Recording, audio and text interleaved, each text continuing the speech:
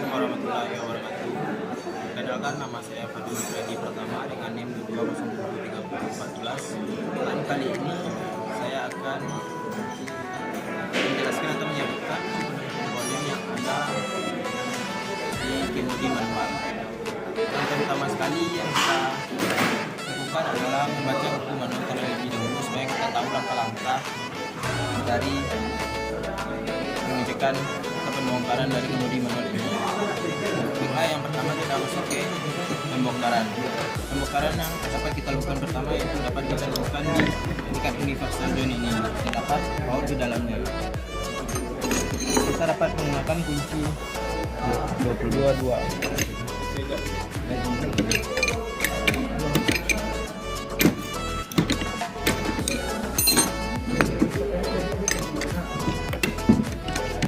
Dikit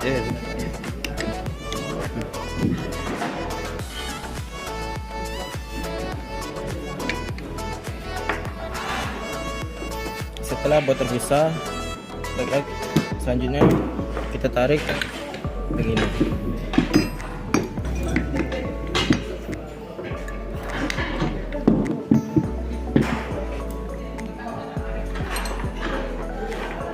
Selanjutnya kita masuk dalam pembongkaran bak roda gigi.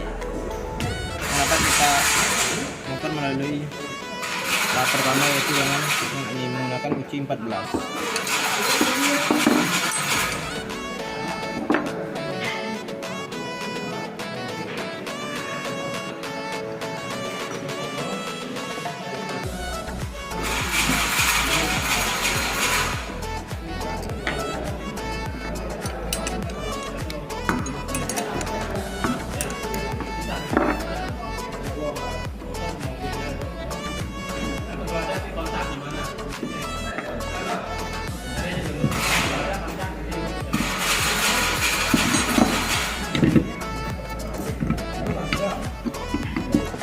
Dan jangan lupa di sebelahnya ada juga yang kita bongkar.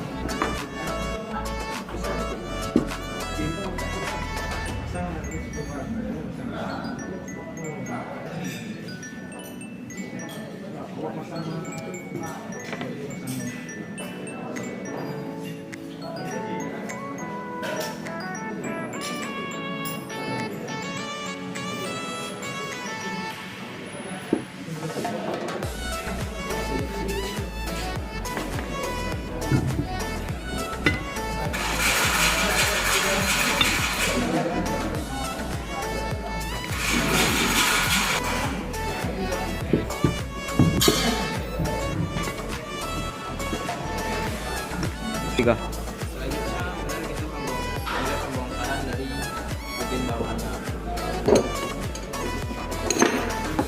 Yang terutama dapat kita bongkar melalui kirut ini.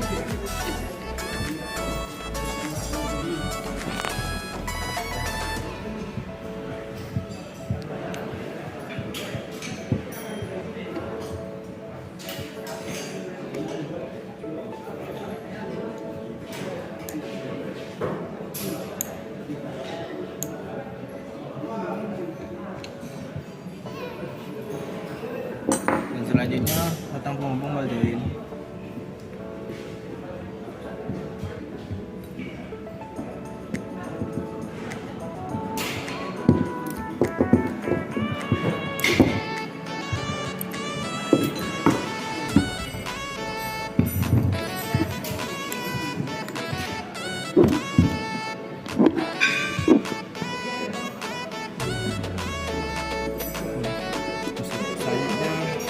Bagian kirinya batang penghubung ball joint.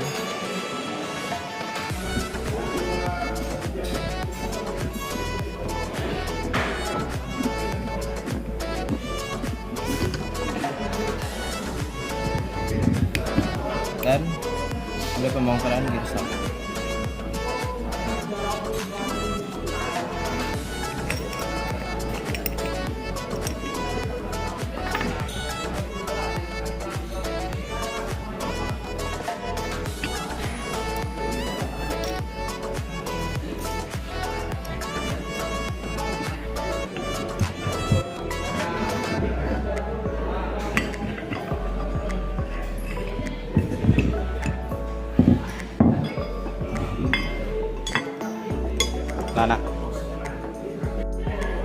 Selanjutnya kita masuk ke dalam komponen-komponen dalam sistem kemudi manual. Yang pertama dapat kita lihat di bagian steering wheel, yaitu kemudi. Ini merupakan komponen yang terletak di bagian dalam kabin mobil yang langsung berhubungan dengan pengemudi mobil. Fungsi utama steering wheel ini atau roda kemudi yaitu sebagai komponen pengendali awal sistem kemudi setelah pengemudi. Dan dari komponen inilah pengemudi dapat dengan mudah membelokkan setir pada posisi roda depan. Dan berhubungan langsung dengan poros utama setir dan universal join dan batang penghubung universal join lagi. Dan yang selanjutnya langsung berhubungan dengan steering gearbox. Steering gearbox ini memiliki banyak macam sekali komponen-komponen yang ada di dalamnya. Yang fungsi utama untuk gearbox ini adalah menggerakkan roda depan dan juga sebagai gigi reduksi yang akan digunakan untuk meningkatkan momen agar kemudi menjadi lebih ringan. Biasanya perbandingan reduksi atau perbandingan steering gear ini berada di antara 8 sampai 20:1. Kerusakan yang terjadi pada sistem kemudi manual. Yang pertama yaitu sistem kemudi terasa berat. Pada normalnya, sistem kemudi akan terasa ringan pada saat kendaraan berjalan pada kecepatan rendah. Namun sebaliknya, jika kemudi terasa berat, dapat kita katakan penyebab kerusakan yang ada pada ball joint,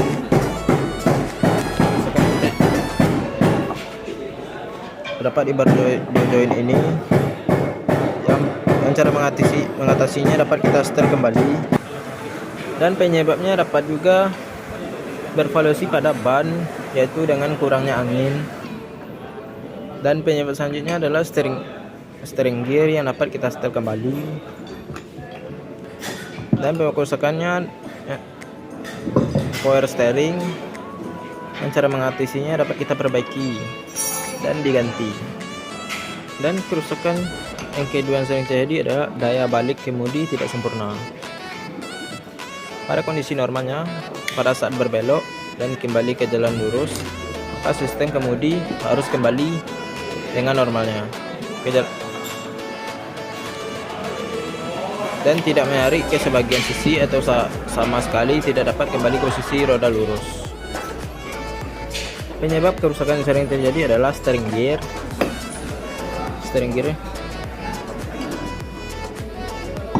yang sudah rusak, dan cara mengatasinya dapat diganti dan juga dapat di setel kembali.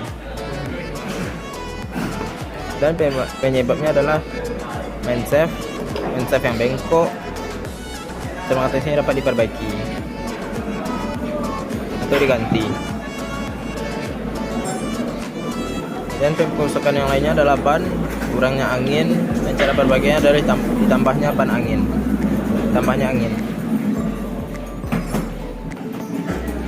Dan yang ketiga, kerusakan yang sering terjadi yaitu bunyi-bunyi pada sistem kemudi. Bunyi-bunyi pada sistem kemudi bisa ditimbulkan pada saat tidak dioperasikan atau dibelokkan. Namun bisa juga saat sedang berbelok. Oleh karena dengarkanlah secara baik-baik pada saat kapan sistem kemudi kendaraan Anda menimbulkan bunyi. Dan penyebabnya yaitu bisa saja dengan bearing main shaft yang haus. Solusinya yaitu diganti. Yang kedua, steering gear yang cacat atau celah vektor dengan terus washer besar. Dan cara perbaikannya dapat diganti atau diperbaiki.